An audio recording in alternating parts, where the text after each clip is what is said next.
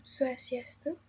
Perkenalkan, nama saya Naka Windy Trivindana Putri dari kelas 2E Program Studi A1 Akuntansi dengan NIM 24170512227.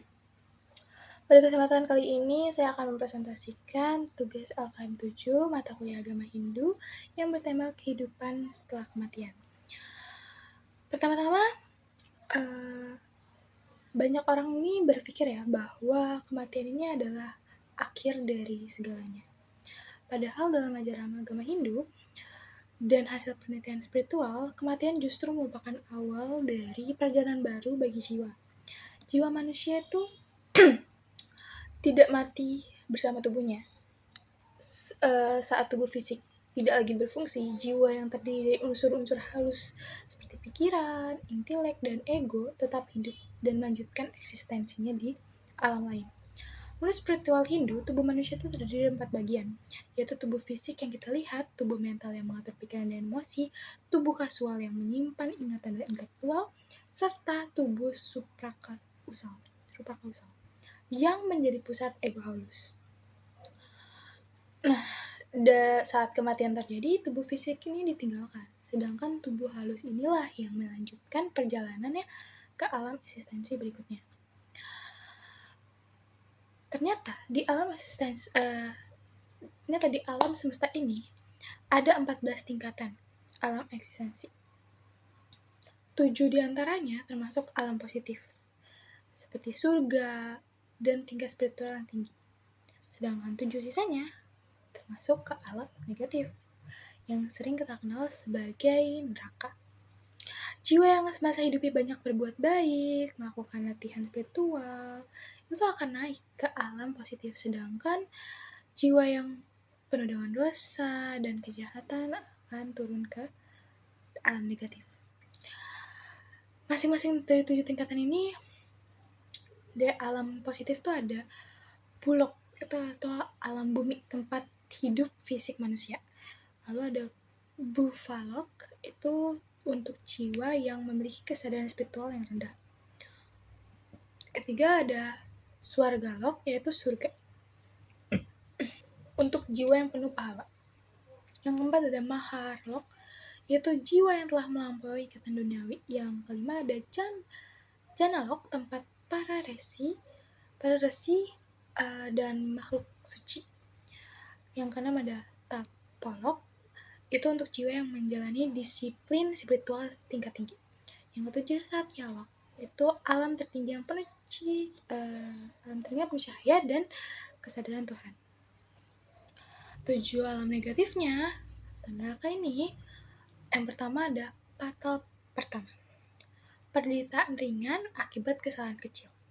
Yang kedua ada fatal kedua, yaitu penderitaan karena perbuatan jahat terhadap keluarga atau lingkungan sekitar. Ada fatal 3, penderitaan karena kejahatan seperti korupsi dan pengkhianatan. Yang keempat ada fatal 4, yaitu penderitaan akibat penyiksaan, perampokan, kejahatan berat-berat lainnya. Kelima ada fatal 5, yaitu penderitaan akibat tindakan sangat jahat seperti pembunuhan. Yang keenam ada fatal 6, yaitu penyiksaan jiwa yang intens dan lama. 7 ada fatal 7, itu penderitaan maksimum akibat dosa berat yang tak akan pernah terampuni. Jadi mulai dari 1 itu yang paling ringan sampai yang paling berat itu yang ke-7. Itu pun sama dengan yang positif, dari yang normal sampai yang paling suci. Baik, alam-alam ini punya karakteristik masing-masing. Di alam positif, jiwa hidup dalam kedamaian dan kebahagiaan spiritual.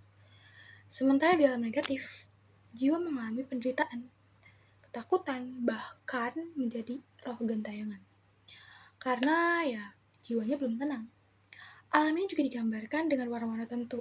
Misal, bumi berwarna merah karena melambangkan tindakan. Surga berwarna merah muda, itu karena penuh kebahagiaan. Alam tinggi berwarna kuning hingga putih, itu sebagai simbol kedekatannya dengan Tuhan. Sedangkan neraka digambarkan dengan warna hitam atau kegelap, itu melambangkan penderitaan, dan juga ketidaktahuan. Oke, kalau seorang belum menyelesaikan karmanya, maka ia akan mengalami reinkarnasi, yaitu kelahiran kembali ke dunia.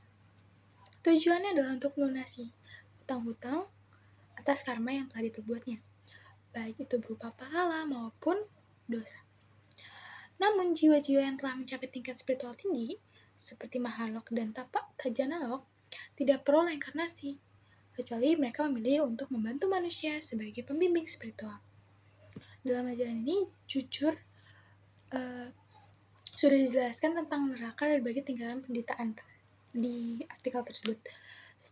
Seperti yang telah dijelaskan, ada juga 7 tingkatan neraka. Dan semakin rendah tingkatannya, ya semakin berat juga kan penderitaan yang akan dialami jiwa.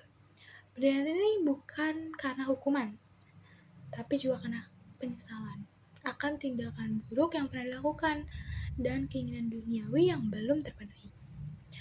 Arah perjalanan jiwa ini tentukan oleh 3 komponen non-fisik yang disebut sebagai gunas, yaitu yang pertama ada satwa atau kemurnian atau kebijakan, ada rajas yaitu gairah atau aksi, dan tamas ketidaktahuan atau kemalasan. Selain itu, kondisi mental menjelang kematian juga sangat penting. Orang yang meninggal dalam keadaan tenang, pasrah, serta menyebut nama Tuhan dengan tulus memiliki tubuh yang halus, yang ringan, yang bisa menuju ke alam yang tertinggi. Sebagai kesimpulannya, yang bisa kita ambil dari materi kita kali ini yaitu kehidupan setelah kematian ya adalah bagian penting dalam perjalanan jiwa. Ya bahkan ya bukan sesuatu yang harus kita takuti gitu.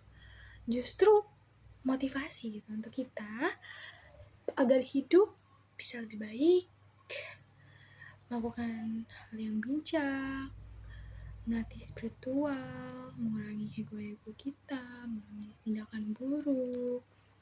Dengan begitu kan bisa menuju ke alam yang lebih baik setelah kematian. Bisa juga mencapai moksa dan pembebasan dari siklus kelahiran dan kematian. Mungkin sekian saja yang bisa saya presentasikan. Mohon maaf bila ada kesalahan kata. Maaf juga bila sekurang-kurangnya materi yang saya jabarkan masih belum lengkap atau kurang jelas. Saya mohon maaf dan saya tutup dengan Pramosanti. Om Santi, Santi, Santi. Terima kasih.